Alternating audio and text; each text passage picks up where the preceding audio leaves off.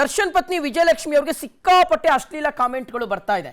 ಎಷ್ಟೇ ಅದನ್ನು ನಿಲ್ಲಿಸುವ ಪ್ರಯತ್ನವನ್ನು ಮಾಡ್ತಾ ಇದ್ರು ಸಹ, ಎಷ್ಟೇ ಕಾನೂನು ಹೋರಾಟವನ್ನು, ಎಷ್ಟೇ ಕಂಪ್ಲೇಂಟ್ಗಳನ್ನು ಕೊಡ್ತಾ ಇದ್ರು ಸಹ ಆ ಅಶ್ಲೀಲ ಕಮೆಂಟ್ಗಳ ಸಂಖ್ಯೆ ಮಾತ್ರ ಕಡಿಮೆ ಆಗ್ತಾನೇ ಇಲ್ಲ.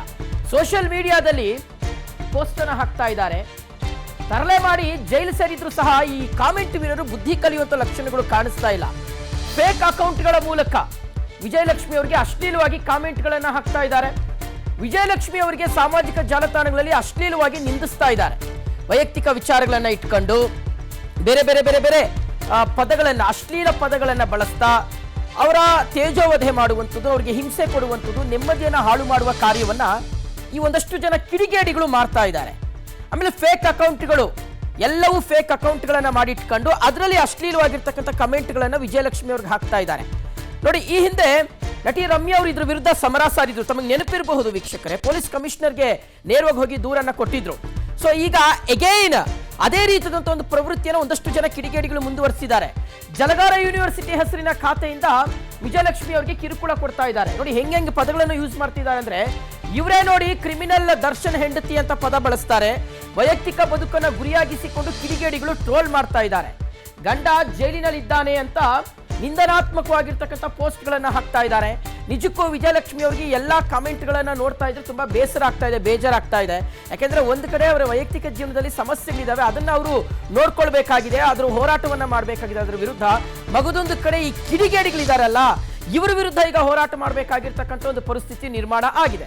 ವೈಯಕ್ತಿಕವಾಗಿರ್ತಕ್ಕಂಥ ವಿಚಾರಗಳನ್ನ ನೋಡಿ, ಬಹಳ ಅಶ್ಲೀಲವಾಗಿರ್ತಕ್ಕಂಥ ಪದಗಳನ್ನ, ಒಂದು ಹೆಣ್ಣು ಅನ್ನೋದನ್ನು ಸಹ ನೋಡಿದೆ. ಅವ್ರ ಮನೆಯಲ್ಲೂ ಹೆಣ್ಮಕ್ಳು ಇರ್ತಾರೆ, ತಾಯಿ ಇರ್ತಾರೆ, ತಂಗಿ ಇರ್ತಾರೆ, ಅಕ್ಕ ಇರ್ತಾರೆ, ಅದನ್ನು ಸಹ ಗಮನಕ್ಕೆ ಇಟ್ಕೊಳ್ದೆ ಒಬ್ರು ಹೆಣ್ಣು ಅನ್ನೋದನ್ನು ಸಹ ನೋಡದೆ ವಿಜಯಲಕ್ಷ್ಮಿ ಅವರ ವಿರುದ್ಧ ಬಹಳ ಕೆಟ್ಟದಾಗಿ ಕಾಮೆಂಟ್ ಹಾಕ್ತಾ ವಿಕೃತವಾಗಿರ್ತಕ್ಕಂಥ ಆನಂದವನ್ನು ಅವ್ರು ಪಡ್ತಾ ಇದ್ದಾರೆ. ಆದರೆ ಇದೆಲ್ಲದಕ್ಕೂ ಸಹ ಪೊಲೀಸರು ಕಡಿವಾಣ ಹಾಕುವಂಥ ಒಂದು ಕಾರ್ಯವನ್ನು ಮಾಡ್ತಾ ಇದ್ದಾರೆ. ನೋಡಿ, ನಾನು ಆಗ್ಲೇ ಹೇಳ್ತಾ ಇದ್ದೆ, ರಮ್ಯಾ ಅವರ ವಿಚಾರಕ್ಕೆ ಸಂಬಂಧಪಟ್ಟಂತೆ ಒಂದಷ್ಟು ಜನರು ಖದೀಮರನ್ನ, ಕಿಡಿಗೇಡಿಗಳನ್ನ ಅರೆಸ್ಟ್ ಮಾಡಿ ಈಗ ಜೈಲ್ಗಟ್ಟಿದ್ದಾರೆ, ಕಂಬಿ ಎಣಿಸ್ತಾ ಇದ್ದಾರೆ ಆ ಕಿಡಿಗೇಡಿಗಳೆಲ್ಲರೂ ಸಹ. ಈಗ ಮತ್ತೊಂದಿಷ್ಟು ಜನರು ಲಿಸ್ಟಿನಲ್ಲಿ ಇದ್ದಾರೆ. ಈ ರೀತಿಯಾಗಿ ಯಾರೆಲ್ಲ ಕಮೆಂಟ್ ಹಾಕ್ತಾ ಇದ್ದಾರೆ ಅವರೆಲ್ಲ ನೇರವಾಗಿ ಈಗ ಜೈಲಿನ ಕಡೆಗೆ ಮುಖ ಮಾಡಬೇಕಾಗಿದೆ. ಪೊಲೀಸರು ಅಂಥವ್ರನ್ನು ಸಹ ಹಿಡಿತಾರೆ. ನೀವೆಂಥ ಫೇಕ್ ಅಕೌಂಟ್ಗಳಲ್ಲಿ ನೀವು ಪೋಸ್ಟ್ ಹಾಕಿದ್ರು, ಕಮೆಂಟ್ ಹಾಕಿದ್ರು, ಎಲ್ಲೋ ಕೂತ್ಕೊಂಡು ನೀವು ಕಮೆಂಟ್ ಹಾಕಿದ್ರು ಸಹ ನಮ್ಮ ಪೊಲೀಸರು ಅಷ್ಟು ಈಸಿಯಾಗಿ ಬಿಡೋದಿಲ್ಲ. ನೀವು ಯಾವುದೇ ಮೂಲೆಯಲ್ಲೂ ಸಹ, ಯಾವುದೇ ಬಿಲದಲ್ಲಿ ಅಡಗಿ ಕೂತಿದ್ರು ಸಹ ನಿಮ್ಮನ್ನ ಒದ್ದೆ ಎಳ್ಕೊಂಬತ್ತಾರೆ. ಸೊ ಅಂತ ಒಂದು ಚಾಕಚಕ್ಯತೆ ನಮ್ಮ ಪೊಲೀಸರಿಗಿದೆ. ಸೊ ವಿಜಯಲಕ್ಷ್ಮಿ ಅವರಿಗೆ ಪದೇ ಪದೇ ಈ ರೀತಿಯಾದಂಥ ಕಿರುಕುಳವನ್ನು ನೀಡಲಾಗ್ತಾ ಇರ್ತಕ್ಕಂಥದ್ದು. ಫಸ್ಟ್ ಆಫ್ ಆಲ್ ಹೇಳಬೇಕು ಅಂದ್ರೆ, ಅವರ ವೈಯಕ್ತಿಕ ವಿಚಾರಕ್ಕೆ ಸಂಬಂಧಪಟ್ಟಂತೆ ಮಾತಾಡಲಿಕ್ಕೆ ಏನು ಅಧಿಕಾರ ಇದೆ ಅಂತ ಬಹಳ ಕೆಟ್ಟದಾಗಿ, ಬಹಳ ಅಶ್ಲೀಲವಾಗಿರ್ತಕ್ಕಂಥ, ಅಸಭ್ಯವಾಗಿರ್ತಕ್ಕಂಥ ಪದಗಳನ್ನ ಅವರು ಬಳಕೆ ಮಾಡ್ತಾರೆ ಅಂದ್ರೆ ಒಂದು ಸಲ ಯೋಚನೆ ಮಾಡಬೇಕಾಗಿದೆ.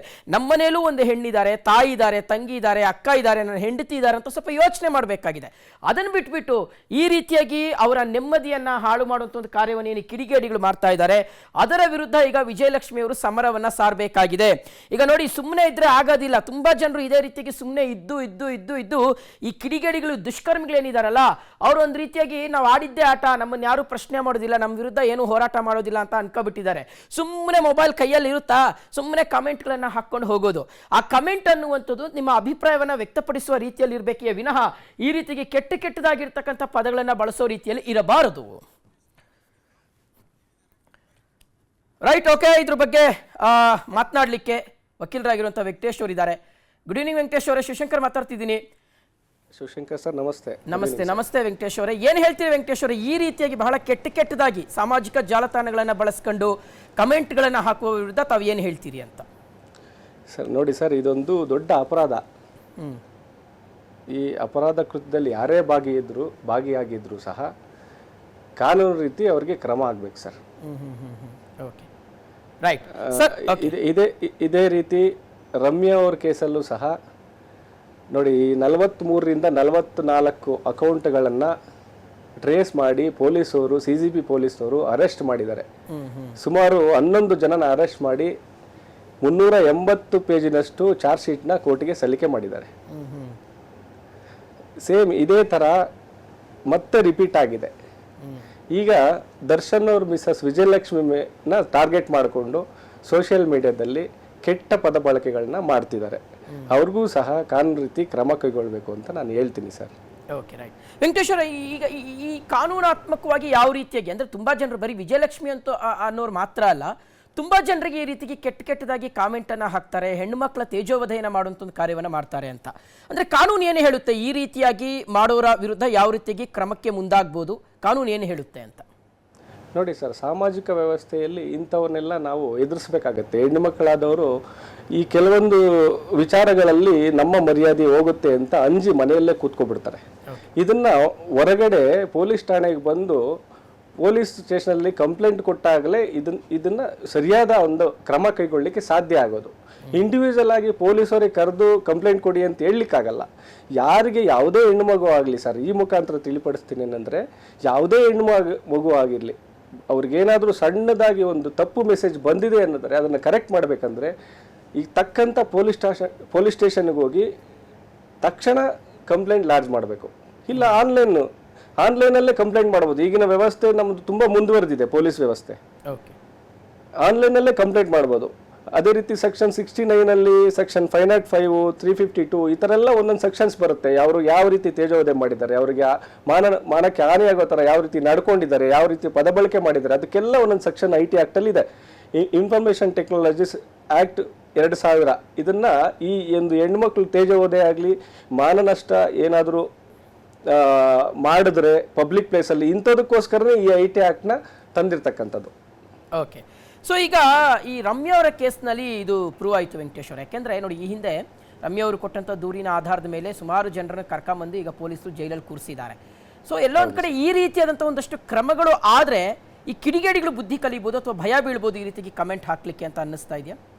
ಖಂಡಿತ ಸರ್, ಈ ವಿಚಾರದಲ್ಲಿ ರಮ್ಯಾ ಅವ್ರನ್ನ ನಾನು ಅಪ್ರಿಷಿಯೇಟ್ ಮಾಡ್ತೀನಿ. ಬಿಕಾಸ್ ಅವರಿಗೆ ನೋಡಿ, ಕೆಟ್ಟ ಕಾಮೆಂಟ್ಗಳು ಒಂದಾದ್ಮೇಲೆ ಒಂದು ಬಂದ ತಕ್ಷಣ ಅವ್ರು ಏನು ಮಾಡಿದ್ರು, ತಕ್ಷಣ ಠಾಣೆಗೆ ಹೋಗಿ ಪ್ರೆಸ್ ಮೀಟ್ ಮಾಡಿ ಠಾಣೆಗೆ ಹೋಗಿ ಲಿಖಿತ ದೂರನ್ನ ಕೊಟ್ಟರು. ಲಿಖಿತ ದೂರು ಕೊಟ್ಬಿಟ್ಟು ಸುಮ್ಮನೆ ಇರಲಿಲ್ಲ. ಯಾವ್ಯಾವ ಅಕೌಂಟಿಂದ ಕಾಮೆಂಟ್ಸ್ ಬಂದಿತ್ತು ಆ ಕಾಮೆಂಟ್ಸ್ನ ಸಾಕ್ಷಿ ಸಮೇತ ನಮ್ಮ ಪೊಲೀಸ್ನವ್ರಿಗೆ ಕೊಟ್ಟರು. ಆ ಕೊಟ್ಟಂತಹ ಸಾಕ್ಷಿ ಆಧಾರಗಳ ಮೇಲೆ ಸುಮಾರು 11 ಜನನ ಅರೆಸ್ಟ್ ಮಾಡಿ 380 ಪೇಜು, ಯಾವುದೇ ಒಂದು 302 ಕೇಸಲ್ಲೂ 380 ಪೇಜನ್ನ ಚಾರ್ಜ್ ಶೀಟ್ ಸಲ್ಲಿಕೆ ಮಾಡೋಕ್ಕಾಗಲ್ಲ. ಅಂತಹ ಅಷ್ಟೊಂದು ಸಾಕ್ಷಿಗಳನ್ನ ಕಲೆಕ್ಟ್ ಮಾಡಿ, ಸಾಕ್ಷಿ ಆಧಾರಗಳನ್ನ ಕಲೆಕ್ಟ್ ಮಾಡಿ ಚಾರ್ಜ್ ಶೀಟ್ನ ಸಲ್ಲಿಕೆ ಮಾಡಿದ್ದಾರೆ. ಈಗ ಎಲ್ಲೋ ಒಂದು ಕಡೆ ಇದು ಒಂದು ಉದಾಹರಣೆ ಆಗುತ್ತೆ ನಮಗೆ. ನಮ್ಮ ಹೆಣ್ಣುಮಕ್ಕಳಿಗೆ ಈ ಮೂಲಕ ಇಂಥ ಕೇಸುಗಳನ್ನ ನೋಡಿದಾಗ ಹೆಣ್ಣುಮಕ್ಕಳಿಗೆ ಸ್ವಲ್ಪ ಸ್ಫೂರ್ತಿ ಬರುತ್ತೆ, ಧೈರ್ಯ ಬರುತ್ತೆ. ಓಕೆ, ಆಮೇಲೆ ಈ ಫೇಕ್ ಅಕೌಂಟ್ಗಳನ್ನು ಕ್ರಿಯೇಟ್ ಮಾಡೋದ್ರ ವಿಚಾರನ ಇಲ್ಲಿ ಪ್ರಸ್ತಾಪ ಮಾಡಲೇಬೇಕು ಅಂತ. ಯಾಕೆಂದರೆ ಇದೊಂದು ಹಾವಳಿ ಆಗೋಗ್ಬಿಟ್ಟಿದೆ ವೆಂಕಟೇಶ್ ಅವರ ಈ ಸಾಮಾಜಿಕ ಜಾಲತಾಣಗಳಲ್ಲಿ. ಅದಕ್ಕೆ ತಲೆ ಇರೋದಿಲ್ಲ, ಬುಡ ಇರೋದಿಲ್ಲ, ಅದಕ್ಕೆ ಅಪ್ಪ ಇಲ್ಲ, ಅಮ್ಮ ಇಲ್ಲ, ಹೆಸರು ಇರೋದಿಲ್ಲ, ಎಲ್ಲಿಂದಲೋ ಇನ್ಯಾವುದ್ಯಾವುದೋ. ಓಕೆ, ಸೊ ಈಗ ಇಂಥ ಒಂದು ವಿಕೃತಿ ಮನಸ್ಥಿತಿಯನ್ನು ಯಾರು ಹೊಂದಿದಾರಲ್ಲ ಕಿಡಿಗೇಡಿಗಳು, ಅವರ ವಿರುದ್ಧ ಕ್ರಮ ಆಗಬೇಕು ಅಂತ ಕ್ರಮವನ್ನು ಪೊಲೀಸರು ತೆಗೆದುಕೊಳ್ತಾರೆ. ಆಮೇಲೆ ಇನ್ನೊಂದೇನು ಅಂದರೆ, ಎಲ್ಲರೂ ಓಪನ್ ಅಪ್ ಆಗಬೇಕು. ಹೆಣ್ಮಕ್ಳು ಯಾರ್ಯಾರಿಗೆ ಈ ರೀತಿಯಾಗಿ ಕೆಟ್ಟ ಅಶ್ಲೀಲವಾಗಿರ್ತಕ್ಕಂಥ ಕಮೆಂಟ್ಸ್ ಬರ್ತಾ ಇದೆಯಲ್ಲ, ಈ ವಿಚಾರಕ್ಕೆ ಸಂಬಂಧಪಟ್ಟಂತೆ ಒಂದಷ್ಟು ಕ್ರಮಗಳನ್ನು ಕೈಗೊಳ್ಳಬೇಕು ಅಂತ. ನೋಡಿ, ವಿಜಯಲಕ್ಷ್ಮಿ ಅವರು ಈ ಹಿಂದೆಯೂ ಸಹ ಪೊಲೀಸ್ ಕಮಿಷನರ್ಗೆ ಈ ವಿಚಾರವನ್ನು ಗಮನಕ್ಕೆ ತಂದಿದ್ರು. ತಮ್ಮ ವಿರುದ್ಧ, ತಮ್ಮ ಕುಟುಂಬದ ವಿರುದ್ಧ ಅಪಪ್ರಚಾರವನ್ನು ಮಾಡಲಾಗ್ತಾ ಇದೆ ಅಂತ ಹೇಳಿ ಅವರು ನ್ಯಾಯಾಲಯಕ್ಕೂ ಸಹ ಇದ್ರ ಬಗ್ಗೆ ಒಂದು ಮನವಿಯನ್ನು ಸಲ್ಲಿಕೆ ಮಾಡಿದ್ರು. ಸೊ ಈಗಲೂ ಸಹ ಅದೇ ರೀತಿಯಾದಂಥ ಒಂದು ಕ್ರಮವನ್ನು ತೆಗೆದುಕೊಳ್ಬೇಕು, ವಿಜಯಲಕ್ಷ್ಮಿ ಅವರ ಕಡೆಯಿಂದಲೇ ಆಗಬೇಕು ಅಂತ ಒಂದು. ಎರಡನೆಯದು, ಈ ವಿಚಾರ ಎಲ್ಲೋ ಒಂದು ಕಡೆ ತೀರಾ ವಿಕೋಪಕ್ಕೆ ಹೋದರೆ ಸಾಮಾಜಿಕ ಜಾಲತಾಣಗಳನ್ನು ದುರ್ಬಳಕೆ ಮಾಡಿಕೊಳ್ಳುವವರು ಮತ್ತು ಸುಮ್ಮನೆ ಏನೋ ಕೈಯಲ್ಲಿ ಮೊಬೈಲ್ ಇದೆ, ಇಂಟರ್ನೆಟ್ ಇರುತ್ತೆ, ಕುತ್ಕೊಳ್ಳೋದು, ಏನಂದರೆ ಅದು ಕಮೆಂಟ್ ಹಾಕೋದು, ಅವ್ರಿಗೇನು ಆರಾಮಾಗಿ ಎಲ್ಲೋ ಕುತ್ಕೊಂಡು ಹಾಕ್ತಿರ್ತಾರೆ. ಪಾಪ ಅದನ್ನು ಓದಂಥ ಅಥವಾ ಯಾರು ವಿಚಾರವನ್ನು ಇಟ್ಕೊಂಡು ಇವರು ಹಾಕಿರ್ತಾರಲ್ಲ ಅದನ್ನು ಇಡೀ ಸಮಾಜ ಓದುತ್ತೆ, ಇಡೀ ಜನರು ಓದ್ತಾರೆ. ಅವರನ್ನು ನೋಡುವಂಥ ದೃಷ್ಟಿಕೋನದಲ್ಲಿ ಎಷ್ಟು ಮಟ್ಟಿಗೆ ಸತ್ಯ ಇದೆ, ಎಷ್ಟು ಮಟ್ಟಿಗೆ ಸುಳ್ಳಿದೆ, ಅದು ಯಾವುದನ್ನು ಸಹ ಪರಾಮರ್ಶನೆ ನಡೆಸದೆ ಏಕಾಏಕಿಗೆ ಜನರು ಮಾತನಾಡ್ಕೊಳ್ತಾರೆ. ಅದು ಚಾರಿತ್ರ್ಯ ವಧೆ. ಒಂದು ರೀತಿಗೆ ನೋಡಿ, ಚಾರಿತ್ರ್ಯ ವಧೆ ಅನ್ನುವಂಥದ್ದು ಇದೆಯಲ್ಲ, ಒಂದು ಮರ್ಡರ್ಗೆ ಸಮಾನ ಆಗುತ್ತೆ ಅಂತ ನಮ್ಮ ಕಾನೂನು ಹೇಳುತ್ತೆ. ಸೊ ಹಾಗಾಗಿ ಬಹಳ ಎಚ್ಚರಿಕೆಯಿಂದ ಇಂಥ ವಿಚಾರಗಳನ್ನು ಪೊಲೀಸರು ಹ್ಯಾಂಡಲ್ ಮಾಡ್ತಾ ಇದ್ದಾರೆ. ಸೊ ಇಂಥ ಪ್ರಕರಣಗಳೇನಿದೆಯಲ್ಲ, ಇಂಥ ಪ್ರಕರಣಗಳು ಪೊಲೀಸರಿಗೆ ಸಮ್ಟೈಮ್ಸ್ ಚಾಲೆಂಜಸ್ ಆಗುತ್ತೆ. ಆದಾಗ್ಯೂ ಸಹ ನೋಡಿ, ಈ ಹಿಂದೆ ರಮ್ಯಾ ವಿಚಾರವನ್ನು ಯಾಕೆ ಪದೇ ಪದೇ ಹೇಳ್ತಾ ಇದ್ದೀವಿ ಅಂದರೆ, ಅದು ಇವತ್ತು ಪೊಲೀಸರು ತನಿಖೆನ ನಡೆಸಿ ಒಂದು ತಾರ್ಕಿಕ ಅಂತ್ಯಕ್ಕೆ ತೆಗೆದುಕೊಂಡು ಬಂದು ನಿಲ್ಲಿಸಿದ್ದಾರೆ ಆ ಪ್ರಕರಣವನ್ನು. ಸೊ ಅದೇ ರೀತಿಯಾಗಿ ಇಂಥ ಕಿಡಿಗೇಡಿಗಳಿಗೆ ಸಂಪೂರ್ಣವಾಗಿ ಕಡಿವಾಣ ಹಾಕಬೇಕು ಅನ್ನುವಂಥದ್ದು. ಓಕೆ, ಈಗ ಮತ್ತೆ ನಮ್ಮ ವಕೀಲರು ವೆಂಕಟೇಶ್ ಲೈವಲ್ಲಿ ಕನೆಕ್ಟ್ ಆಗ್ತಾ ಇದ್ದಾರೆ. ವೆಂಕಟೇಶ್ ಅವರು, ಈಗ ಒಂದು ಈ ಎಲ್ಲೋ ಕುತ್ಕೊಂಡು ಫೇಕ್ ಅಕೌಂಟ್ಗಳನ್ನು ಕ್ರಿಯೇಟ್ ಮಾಡ್ತಾರೆ, ಅದಕ್ಕೆ ತಲೆ ಇರೋದಿಲ್ಲ, ಬುಡ ಇರೋದಿಲ್ಲ, ಅಪ್ಪ ಅಮ್ಮ ಇರೋದಿಲ್ಲ ಅನ್ನುವಂಥದ್ದು. ಅಂದರೆ ಈ ಫೇಕ್ ಅಕೌಂಟ್ಗಳನ್ನು ಯಾವ ರೀತಿಗೆ ಪತ್ತೆ ಹಚ್ಚಬೇಕು, ಅಥವಾ ಅದನ್ನು ಸಂಪೂರ್ಣವಾಗಿ ನಿಯಂತ್ರಣ ಮಾಡಲಿಕ್ಕೆ ಸಾಧ್ಯನೇ ಇಲ್ವಾ? ಏನು ಹೇಳ್ಬೋದು ಈ ವಿಚಾರಕ್ಕೆ?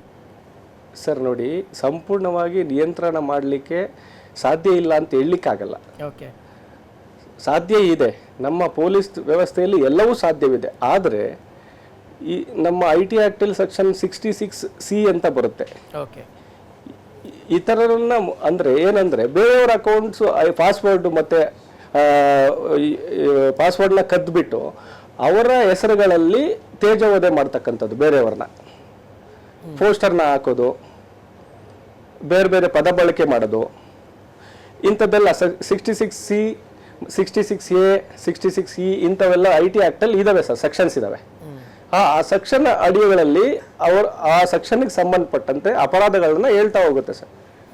ಈ ಸೆಕ್ಷನ್ಗಳ ಅಡಿಯಲ್ಲಿ ಕಂಪ್ಲೇಂಟ್ನ ಲಾಡ್ಜ್ ಮಾಡಿಕೊಂಡು ಡೀಪಾಗಿ ಇನ್ವೆಸ್ಟಿಗೇಷನ್ ಮಾಡಿದ್ರೆ ಎಂತಹ ಅಂತರ್ಜಾಲ ನಮ್ಮ ಇಂಟರ್ನೆಟಲ್ಲಿ ಯಾರ್ಯಾರು ಫೇಕ್ ಅಕೌಂಟನ್ನು ಕ್ರಿಯೇಟ್ ಮಾಡ್ಕೊಂಡಿದ್ದಾರೆ ಅವ್ರನ್ನೆಲ್ಲರನ್ನು ಹಿಡಿಬೋದು ಸರ್. ಓಕೆ. ಆಮೇಲೆ ವಿಜಯಲಕ್ಷ್ಮಿ ಅವರು ಈಗ ಈ ನಿನ್ನೆ ಮೊನ್ನೆ ಬಂದಂಥ ಕಮೆಂಟ್ಗಳಿಗೆ ಸಂಬಂಧಪಟ್ಟಂತೆ ಅವ್ರು ಇನ್ನು ಯಾವುದೇ ಕ್ರಮವನ್ನು ತೆಗೆದುಕೊಂಡಿಲ್ಲ, ಅಂದ್ರೆ ದೂರನ ಕೊಡುವಂಥ ಒಂದು ಕಾರ್ಯವನ್ನು ಮಾಡಿಲ್ಲ ಅಂತ. ಅಂದರೆ ಇದು ಬಹಳ ಕ್ವಿಕ್ಕಾಗಿ ಆಗಬೇಕು ಅಂತೀರಾ ಅಂತ? ಯಾಕಂದರೆ ಎಷ್ಟೋ ಸಂದರ್ಭಗಳಲ್ಲಿ ಹೆಣ್ಮಕ್ಳು ಏನು ಮಾಡ್ತಂದ್ರೆ ಹಿಂಜರಿತಾರೆ, ಭಯ ಬೀಳ್ತಾರೆ, ಪೊಲೀಸ್ ಸ್ಟೇಷನ್ವರೆಗೂ ಹೆಂಗಪ್ಪ ಹೋಗೋದು, ನಮ್ಮ ಮರ್ಯಾದೆ ಪ್ರಶ್ನೆ ಅನ್ನುವ ರೀತಿಯಾದಂತಹ ಒಂದು ವಿಚಾರಗಳನ್ನು ಇಟ್ಕೊಂಡು ಅವರು ಹೋಗೋದೇ ಇಲ್ಲ ಎಷ್ಟೋ ಸಂದರ್ಭಗಳಲ್ಲಿ. ಅದು ಇಂಥ ಕಿಡಿಗೇಡಿಗಳಿಗೆ ಪ್ಲಸ್ ಪಾಯಿಂಟ್ ಆಗಿಬಿಡುತ್ತೆ ಅಂತ ವೆಂಕಟೇಶ್ವರ. ಸೊ ಹಾಗಾಗಿ ಹೆಣ್ಮಕ್ಳು ಬಹಳ ಈಸಿಯಾಗಿ ಪೊಲೀಸ್ ಸ್ಟೇಷನ್ಗೆ ಹೋಗೋದು ಅಥವಾ ಪೊಲೀಸರು ಬಹಳ ಈಸಿಯಾಗಿ ಲಭ್ಯರಿರುವ ರೀತಿಯಲ್ಲಿ ಏನಾದರೂ ಒಂದಷ್ಟು ವ್ಯವಸ್ಥೆಗಳನ್ನು ಮಾಡಬಹುದಾ? ಖಂಡಿತ ಸರ್, ಖಂಡಿತ. ನೋಡಿ, ಹೆಣ್ಣು ಮಕ್ಕಳು ಠಾಣೆಗೆ ಬರದೇ ಇದ್ರೂ ಸಹ ಮನೆಯಲ್ಲೇ ಕೂತು ಕಂಪ್ಲೇಂಟ್ನ ಲಾಡ್ಜ್ ಮಾಡ್ಬೋದು. ಕಮಿಷನರ್ ಆಫೀಸಿಗೆ ಆನ್ಲೈನ್ ಮುಖಾಂತರ ಕಂಪ್ಲೇಂಟ್ನ ಕೊಡ್ಬೋದು. ನಮ್ಮಲ್ಲಿ ಆ ವ್ಯವಸ್ಥೆ ಇದೆ. ಒಂದು, ವಿಜಯಲಕ್ಷ್ಮಿ ಅವರಿಗೆ ಸಂಬಂಧಪಟ್ಟಂತೆ ಅವರು ಕೂಡಲೇ ನಿನ್ನೆ ಏನೋ ಕೇಳ್ಪಟ್ಟೆ ಕಂಪ್ಲೇಂಟ್ ಕೊಡಕ್ಕೆ ಹೋಗಿದ್ರಂತೆ ಅಂತೆ. ಸೊ ಇದರ ಮಾಹಿತಿ ನನಗೆ ಪೂರ್ಣ ಪ್ರಮಾಣದಲ್ಲಿ ಇಲ್ಲ. ಬಟ್ ಕಂಪ್ಲೇಂಟ್ ಕೊಡ್ಬೇಕು. ಅವರು ಕೊಟ್ಟಾಗ ಏನು ರಮ್ಯಾ ಅವ್ರ ಕೇಸಲ್ಲಿ ಆಕ್ಷನ್ ತಗೊಂಡಿದ್ದಾರೆ, ಸೇಮ್ ಆಸ್ ಇಟ್ ಈಸ್ ಈ ಕೇಸಲ್ಲೂ ಸಹ ಆಕ್ಷನ್ ತಗೊಂತಾರೆ. ಅಂತಹ ನಂಬಿಕೆ ನಮಗೆ ನಮ್ಮ ಪೊಲೀಸರ ಮೇಲೆ ನಮಗಿದೆ. ಕಾನೂನು ವ್ಯವಸ್ಥೆಯಲ್ಲಿ ಯಾರೇ ಕಂಪ್ಲೇಂಟ್ ಕೊಟ್ಟರು ಸಹ ಪೊಲೀಸ್ನವರು ಅದ್ರಿಗೆ ಸಂಬಂಧಪಟ್ಟಂಗೆ ಇನ್ವೆಸ್ಟಿಗೇಷನ್ ಮಾಡೇ ಮಾಡ್ತಾರೆ ಸರ್, FIR ಮಾಡೇ ಮಾಡ್ತಾರೆ ಸರ್. ರೈಟ್. ಆಮೇಲೆ ಇನ್ನೊಂದು ವೆಂಕಟೇಶ್ವರ, ಈ ಡೀಪ್ ಫೇಕ್ ಅನ್ನುವಂಥದ್ದು ಬಹುಶಃ ತಾವು ಕೇಳ್ಪಟ್ಟಿರಬಹುದು ಅಂತ.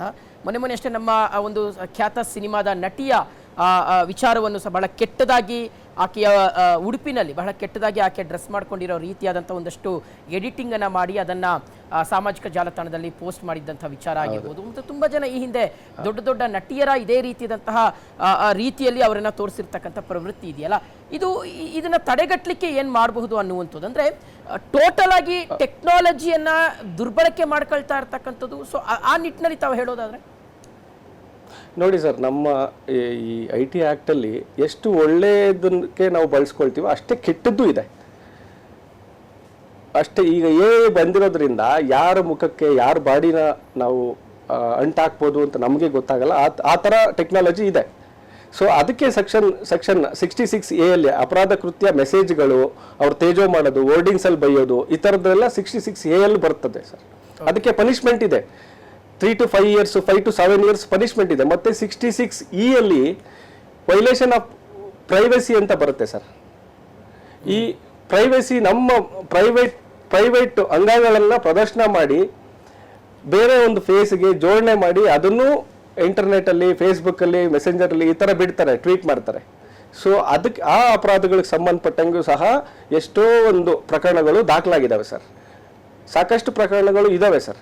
ಅದನ್ನೆಲ್ಲ ಟ್ರೇಸ್ ಮಾಡಿ ಅಪರಾಧಿ ಭಾಗಿಯಾಗಿರ್ತಕ್ಕಂಥ ಆರೋಪಿಗಳನ್ನ ಅರೆಸ್ಟು ಮಾಡಿದ್ದಾರೆ ಪೊಲೀಸ್ ಇಲಾಖೆಯಲ್ಲಿ sir. Okay yes, thank you Venkatesh ಅವರೇ, ಥ್ಯಾಂಕ್ ಯು. ಓಕೆ, ಈಗ ದರ್ಶನ್ ಅಭಿಮಾನಿ ಜ್ಯೋತಿ ಅಂತ ಇದ್ದಾರೆ. ಜ್ಯೋತಿ ಅವರೇ ನಮಸ್ಕಾರ.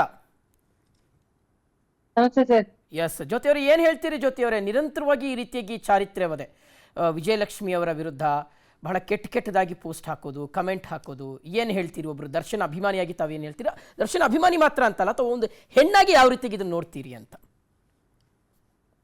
ಇಲ್ಲ, ಆಕ್ಚುಲಿ ಏನಪ್ಪಾ ಅಂತ ಹೇಳಿದ್ರೆ, ಈ ಫೇಕ್ ಐಡಿಗಳಿಂದ ತುಂಬಾನೇ ಮೆಸೇಜಸ್ಗಳು ಜಾಸ್ತಿ ಆಗ್ತೈತೆ.